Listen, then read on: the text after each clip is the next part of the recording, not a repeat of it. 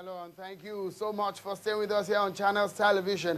The continuing coverage of the Bayelsa governorship election. Of course, you know, a few minutes ago, the collation of the results stopped. Well, the reason being that all the results from all the local government areas have not yet come in. As we speak, 5 results have come in from the 8 local government areas we have in Bayelsa State. And of course, we've been telling you just what has happened. 4 is to a party and 1 to another party. This is how it's gone down in this election so far. 3 other local governments have been expected. Obia local government area, Southern Ijo local government area, and of course, Nembe local government area. These are the 3 local government areas we will be expecting. But INEC told us that we will reconvene tomorrow at 10 a.m. That's when the collation of the results will continue. And of course, here on Channels Television, we keep you up to date with what is happening, what we get from the field, and what people are telling us, observers, and of course our correspondent across the state, what we have been able to get. That massive form of harassment of officials happened in several places. Today, the rescheduling of the exercise, which INEC says will happen in 4 local government areas. Precisely, it happened in Brass local government. Southern Ijo local government has the highest number of voters in Bayelsa State.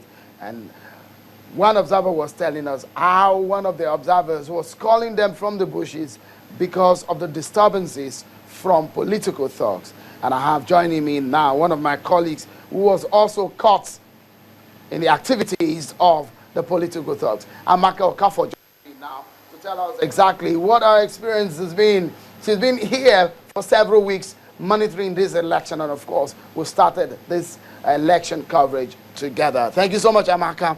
It's been so tough. From when you got back, interestingly, you've made up. You're looking slightly different from how you look so muffled, and you also ruffled when you came back from the field. Tell me, first and foremost, you've been across the waters of Bayelsa State. Bayelsa State has predominantly about 85% of the state with water, and you've crossed this water. Tell me your experience. Have you been on the water for that long in your life? Never. This is the very first time I would be in that much body of water like I experienced from, in the last 3 weeks. Okay, I haven't been... So how has it been for you? This terrain specifically. You are from the southeastern extraction of Nigeria. And of course, I know you don't have as much water where you come from. How has it been for you, seeing that kind of water, that kind of terrain, the creeks and all of that? How is it for you? Well, for the first experience was to Oporoma. For the first 30 minutes, I was a bit apprehensive, but after that, I got used to the experience because it became an everyday thing. I would travel 2-3 hours, sometimes 4 hours on water, just seeing water and nothing else. And it became normal after the first 30 minutes, really. Did it occur to you when you heard reports about just how restive, just how delicate some of these areas is, when you know that the elections are coming and you saw the kind of enthusiasm of the people of this area towards electoral issues and all of that? What came to your mind before this election? Well, during the campaigns, it was relatively peaceful, get into communities, see people welcoming you and whoever you were with during the campaign. But as the elections drew near, I was concerned, and I made sure I did not travel without the company of security operators. Tell me about Saturday. Saturday was the big election day, and a lot of people were looking forward to that day. Where did you cover? I covered some parts of Brass local government, Brass, Ewoma, and Oporoma, to be specific. Oh, great. What was it like? Put us through the exercise in that area, that region. What was it like there? Okay. As at 8 a.m., the election materials had already left the collection center. I even spoke to the EO on ground, one Mr. Diala, who said he made sure that election materials got out as early as 8, which we really witnessed. And we went around some parts of Tuambras, and we saw core members and ad hoc staff setting up their polling station. But we didn't. What we noticed that people were still staying in their houses, listening to the radio. People were not heading towards the polling units. That's in Tuambras as at 8:30 a.m. But when I got to Owoma, which is the next community, people were already queuing. They were already doing their accreditation. And also when I got to Oporoma, I visited 3 wards there, and I saw people doing their accreditation, queuing, and following the instructions of the election officers. So largely you went peaceful where you covered?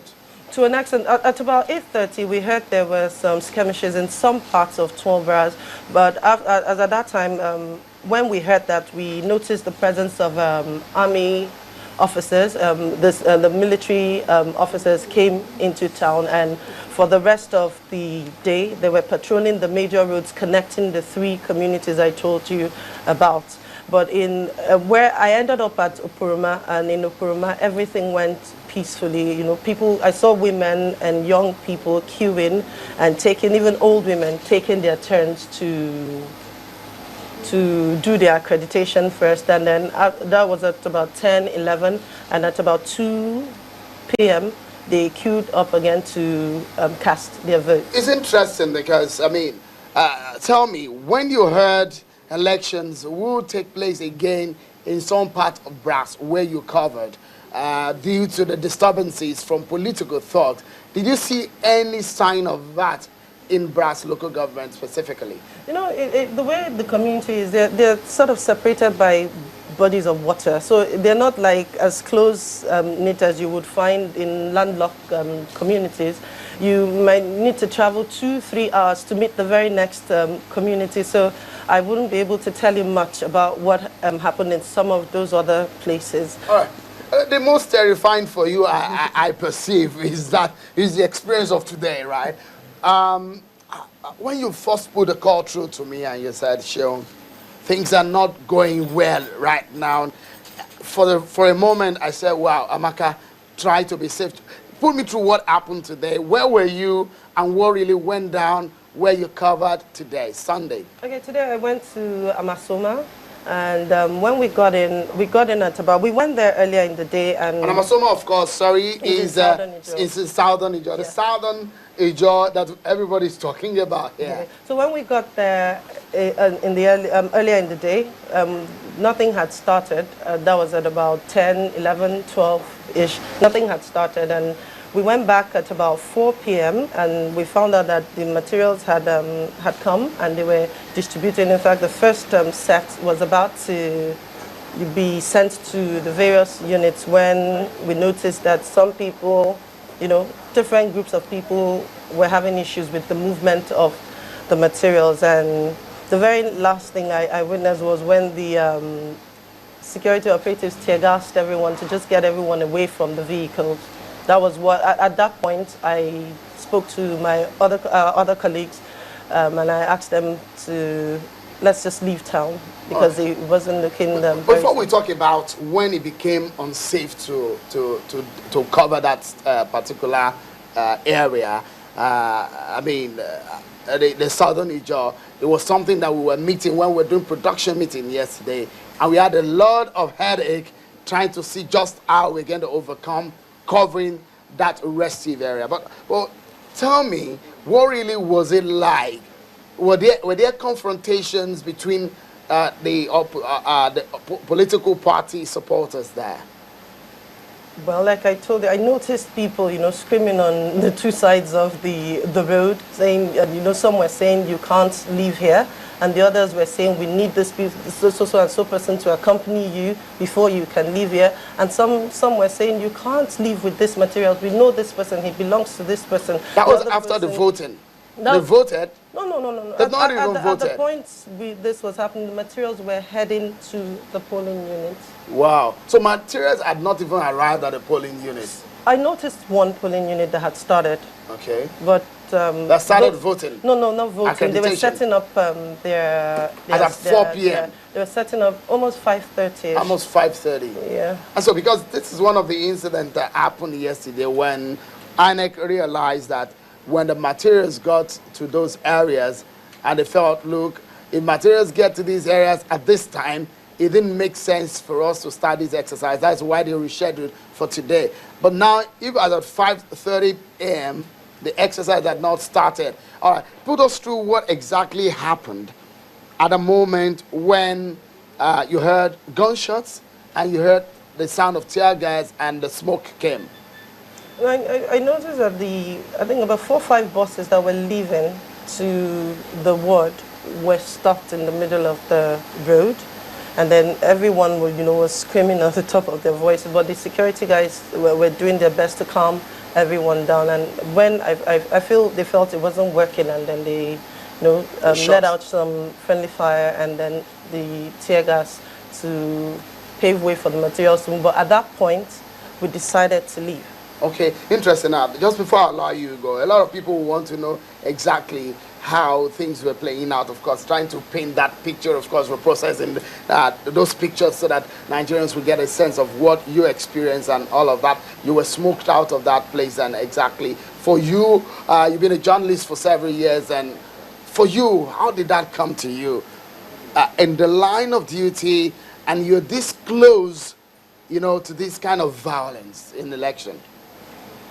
You won't believe it, but it was a mix of fear and excitement. I don't know. It was just, this was my first experience of this kind of thing, and then I was also concerned about our safety because that had to come first. At every point, I have always been concerned about my safety, that of the cameraman, and that was what was utmost on my mind at safety, that moment. Safety.